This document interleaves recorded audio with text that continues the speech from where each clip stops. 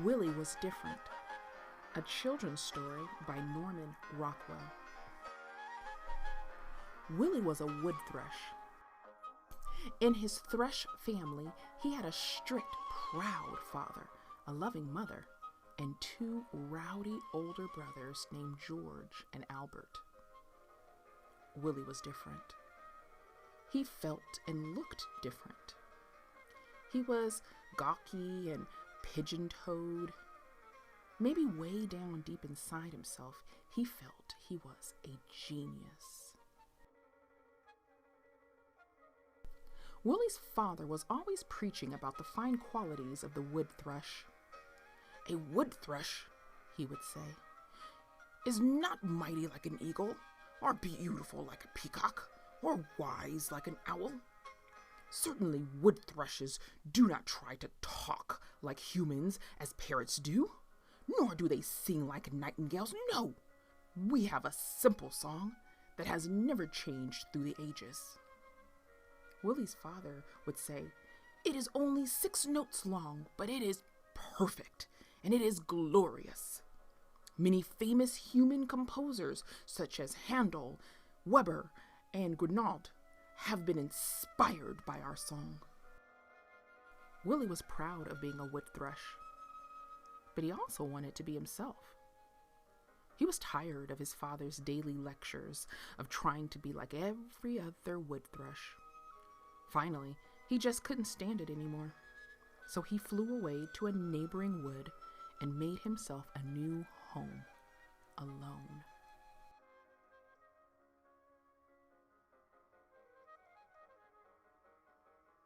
Willie's mother was concerned for him. She came to see him and made sure he was eating enough berries, spiders, worms, seeds, and wild fruit to eat. But she didn't try to convince him to return home. She was wise enough to let him live as he needed to live. Willie was happy by himself in the woods. He flew about from birch to oak to pine tree and watched the sun rise and set and wondered what his genius would be. Then, one twilight, Willie heard the sweet notes of a flute. He flew closer to listen better.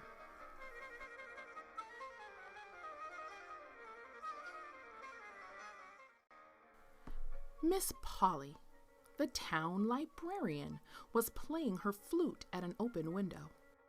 She was playing a song by Handel, which included the thrush's call. Filled with joy to hear the thrush song from the flute, Willie began to sing along with it. At first, he sang just the simple song of the thrush.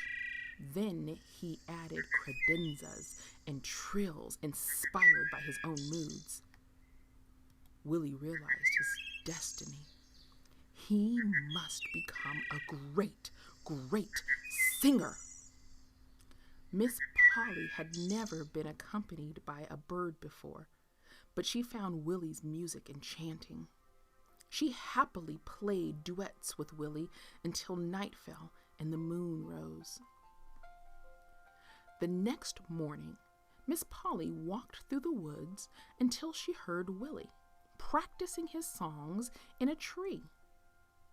She took notes, and that evening, at the regular meeting of the Birdwatcher Society, reported the amazing news of Willie, the creative thrush.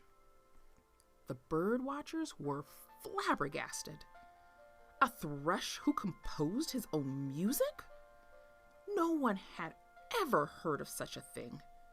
Could it possibly be true? They called up the experts at the National Ornithological Society in Washington, D.C.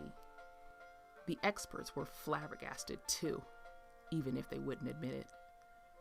And that very night, a motorcade of ornithological officials in top hats arrived at Miss Polly's house to see and hear the miraculous Willie. It was true. Willie, full of pride and genius, sang his songs, though he didn't know what to make of all the people peering at him, snapping photos and taking notes.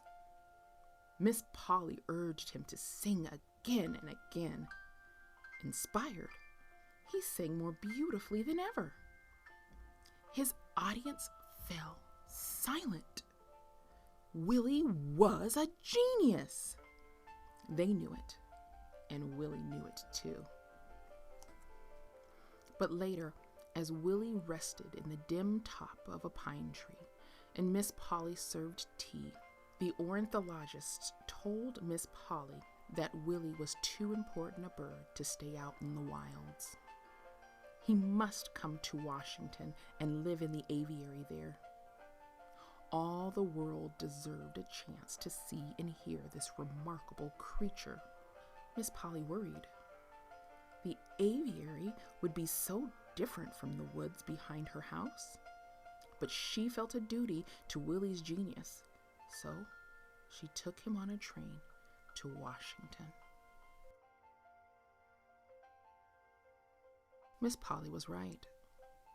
Away from his quiet wood and surrounded now by hundreds of strange birds, Willie couldn't sleep or eat or fly. Worse, he couldn't sing. Not even the sound of Miss Polly's flute could cheer him or coax a note out of him. Willie was proud to be different, to be a genius, but he did not want to be a celebrity. After a few days, Miss Polly put her foot down.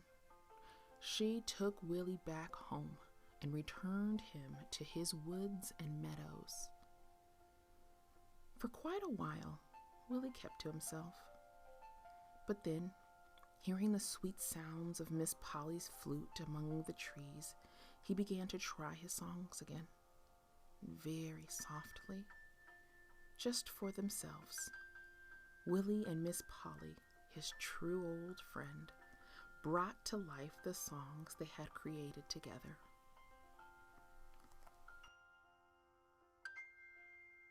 The rest of the world did not forget Willie. The Ornithological Society built a shrine called Willie's Room in their museum. Even now, if you have the right spirit, you can find it among the hustle and bustle, the honking horns and blaring radios of Washington. And going in, you can hear for yourself the miracle of Willie's genius, his music. For that, as we know, was what made Willie different.